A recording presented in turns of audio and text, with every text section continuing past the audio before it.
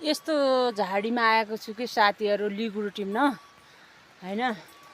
डरले आएको कि म त, किनकि बाघ भालु हुनेको डर लाग्छ नि त हैन। हेर्दा म त यहाँनिर गाई रहेछ, यो साथीहरू गाई रहेछ, मैसु चाहिँ यहीँनिर बस्या रहेछ खन्तै भालु सोचे साथीहरू। यो गाईदेखि यति रिस उठेन नि, यो गाई माथिउँदा आयो, यति रिस उठेन नि यो गाईलाई गाली गरे।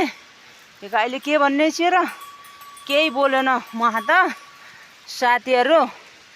त्यही भएर यति गाली गरेर खाइयो, अझ हुँ गर्छ ओ मन गाली गर्छ साथीहरू गाईले पनि हैन। चुप, मलाई गाली गर्छ उल्टो डराएर हैन साथीहरू। त्यही भएर उल्टो डराउँछ, उल्टो मलाई गाली गर्छ साथीहरू। यस्तो झाडी जङ्गलमा आएको छु हैन, अझै डराउँछ, अझै उल्टो गाली गर्छ। चुप भने मैले हान्ने चाहिँ लौडीले, र लौडी भेटाइन, यहाँलाई भान्न सक्दैन। त्यही भएर साथीहरू गई उधी फर्केर म अब इम्मी जाँदैछु माथिसम्म लिगुडो। अस्ति त देखिस् साथीहरू, यहाँ धेरै हुन्छन् मान्छेहरू, छ कि छैन होइन साथीहरू। त्यही भएर अलिअलि दुसा त रहेछन्।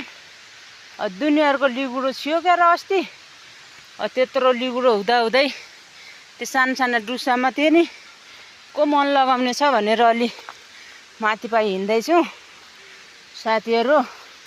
यहाँ छियो, यहाँका लोकलहरू राख्दैनन् के, सबै खाइदिन्छन् साथीहरू। एक दुईवटा भेटा यहाँ रोक्नु है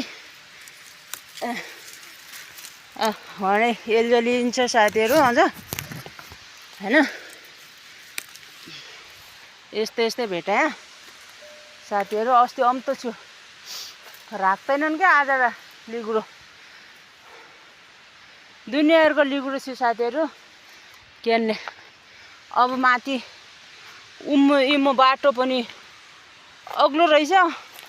ओहो, एउटा इमो भेट्यो यतै साथीहरू।